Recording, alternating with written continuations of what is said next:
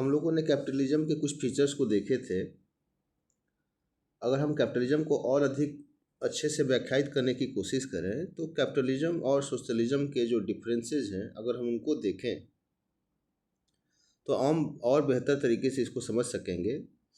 तो कैपिटलिज्म और सोशलिज्म के जो डिफरेंसेस हैं उनको अगर हम अलग अलग क्राइटेरिया पे देखें, जैसे ऑनरशिप के ग्राउंड पे, इक्वालिटी के ग्राउंड पे, efficiency, taxes, health care, problems, advantage के हिसाब से, तो उसको हम लोग ज़्यादा अच्छे से अंडरस्टैंड कर सकते हैं। जैसे ऑनरशिप की बात करें तो कैपिटलिज्म में जो स्वामित्व है, जो अधिकार है, जो मालिकाना हक है, वह asset on by the private firms, जो निजी संघ हैं उनके पास ये सारी चीज़ें एग्जिस्ट करती हैं। जबकि सोशलिज्म में असेट्स ऑन बाय गवर्नमेंट और कोऑपरेटिव्स, सरकार या जो सहकारी संगठन है वो उनके पास मालिकाना हक होता है।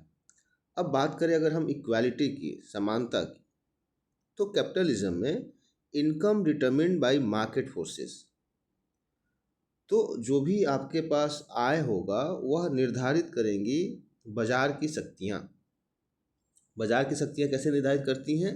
वो निर्धारित करती हैं कि मार्केट के साथ किसका एफिलिएशन और किस प्रकार के जो विशेषीकरण है उसके माध्यम से। जबकि समाजवाद में, सोशलिज्म में रीडिस्ट्रीब्यूशन ऑफ इनकम की बात की गई है, यानी कि आय का पुनर्वितरण किया जाता है। जिसकी जितनी ज़रूरत, जिसकी जितनी आवश्यकता, उस माध्यम से उसको रिडिस्ट्रीब्यूट किया जाता है। प्राइसेस की बात करें सो कैपिटलिज्म में prices determined bye supply and demand, तो जो मूल्य है वह मांग और पूर्ति के जो सिद्धांत है उससे निर्धारित होते हैं। वहीं समाजवाद में प्राइस कंट्रोल की अवधारणा है, मूल्य जो है उसको नियंत्रित किया जाता है।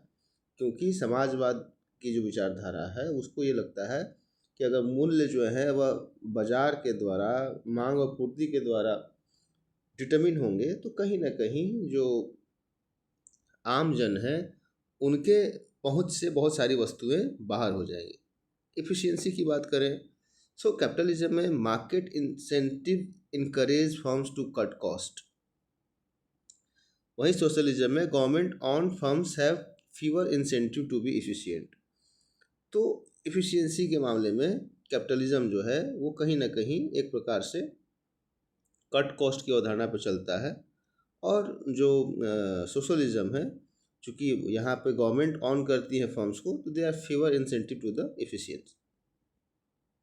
Taxes, limited taxes, limited government in spending, ये कैपिटलिज्म में है। जबकि समाजवाद में आप देखेंगे high progressive taxes, higher spending on public service. तो कैपिटलिज्म में जो टैक्स लगता है, जो कर लगाए जाते हैं, वो बड़े लिमिटेड होते हैं। और उसके साथ साथ उसे ये भी है कि जो गवर्नमेंट स्पेंडिंग है वो भी बहुत कम हो जाता है। समाजवाद में हाई प्रोग्रेसिव टैक्स लगाए जाते हैं ताकि पब्लिक सर्विसेज जो हैं उनको हम और अधिक बेहतर बना सकें, उस पर स्पेंडिंग ज़्यादा से ज़्यादा कर सकें। Free education, free health services जो हैं उसके लिए हाई टैक्सेस जो हैं वो इम्पोज किए जाते हैं। Health care, capitalism health care left to free market.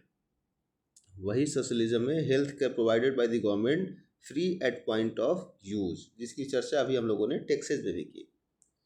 Problems, capitalism में जो प्रॉब्लम्स हैं या कैपिटलिज्म से जो प्रॉब्लम्स हैं वो हैं इनइक्वालिटी, असमानता, मार्केट फेल्योर, बाजार का असफल हो जाना, मोनोपोली, और सोशलिज्म में inefficiency of state industry, less incentive.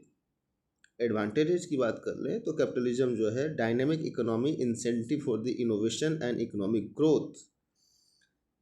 कहीं ना कहीं जो पूंजीवाद है वह अर्थव्यवस्था को एक गतिशीलता प्रदान करता है और इनोवेशंस और इकोनॉमिक ग्रोथ को इन्हांस करता है। और अगर हम सोशलिज्म के एडवांटेज को देखें so promotion of equality, attempt to overcome market failure, और बाजार के गिर जाने पे, बाजार के असफल हो जाने पर भी वह उससे मुक्त होने के लिए हमेशा प्रयासरत रहता है। तो इसके माध्यम से आप समझ सकते हैं कि कैपिटलिज्म और सोशलिज्म जो है उसके जो बेसिक फीचर्स हैं, उसके जो अलग अलग डायमेंशंस में जो डिफरेंसेस हैं, उसको आप इसके माध्यम से समझ सकते हैं। आगे हम लोग सोशलिज्म पे भी बात करेंगे, उसकी भी चर्चा की जाएगी।